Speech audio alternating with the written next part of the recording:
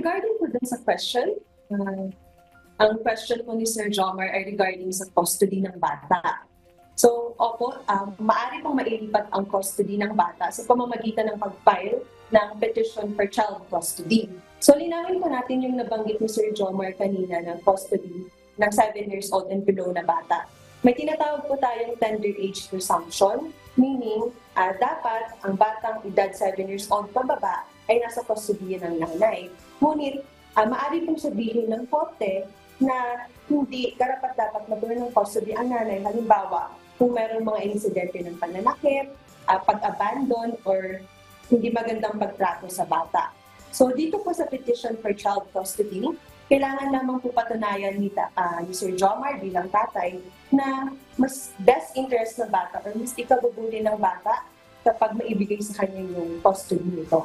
Kailangan din po siyempre patunayan ni Sir Jomar na meron siyang kakayahan para buhayin yung bata, para ibigay yung mga pangangailangan nito. So makakatulong po kung meron siyang masasabi na meron siyang income or meron siyang trabaho.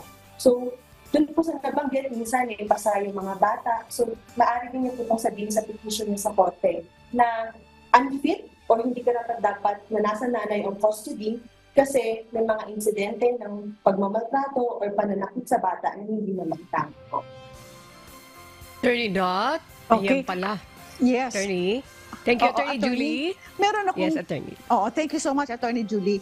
Pero minsan, Miss Annie, di ba yung korte, yung kaso, abutin ka ng ilang taon. Petition for custody. Wala, oo, di ba? Ito, medyo kung ako ang magulang, talagang kakabahan na ako, lalo na lalaki yan, hindi niya anak. Pagkatapos, makikita mo, may mga pasa, baka kailangan po ng mas mabilisan na solution. Ano kaya, Attorney Julie, ang naiisip po ninyo? Like, yung po bang Anti-Violence Against Women and Children Act, ay nag-a-apply po ba dito, yung anti-VAUSI law? Yes naman po, kasi yung VAUSI, it also refers po sa mga bata. So, bukod po dito, actually, may tayong tinatawag na Republic Act number 7160 tungkol sa child abuse. Kung meron pong insidente ng pananakit, yung tatay po, pwede po siyang lumapit sa barangay din para i-report or sa tinatawag po nating City Social Development Officer ng mga local government unit or CSWDO para po i-report na mukhang may nangyayaring pananakit dun sa anak ko. So yung CSWDO, pwede din po sa DSWD actually. So pwede sa CSWD o DSWD. Pag nag-report po tayo dito sa mga child welfare officer, meron po silang mandato within 72 hours ay imbestigahan, tingnan, puntahan yung bata kung talagang may nangyayaring pananakit. So in that case po, kung pinuntahan nila, tapos nakita po nila na gano'n lang po, hindi maayos yung kalagayan ng bata, maaari po nila munang punin yung custody temporarily.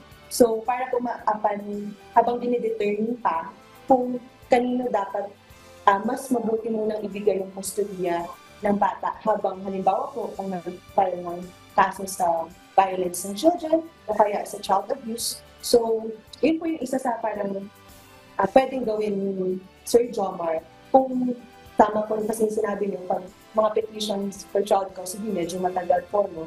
So, isa po ito sa kanyang recourse in the meantime. Okay. So ayan, Miss Annie, Attorney Dot. Oo, bali tatlo, Miss Annie. Pwedeng petition for custody, pwede rin dun sa sinasabi ni attorney na child abuse law, no? Pwede rin dun sa Anti-Violence Against Women and Children Act. So pwede silang pumunta sa barangay, i-report na itong tatay, i-report na dun sa barangay kung saan nakatira yung kanyang asawa, na kasama yung kanyang kinakasama ngayon at saka yung anak, or pumunta rin sa DSWD because the DSWD can go to the house and get the child. Naku, Miss Annie, lalo na babae yan, no? That's correct. Tapos yung kinakasama, Miss Annie, hindi niya tatayan. Ako takot na takot ako dyan. Kasi meron akong isang kaibigan, I have to share this, para po malaman din po ng mga nanonood po sa atin.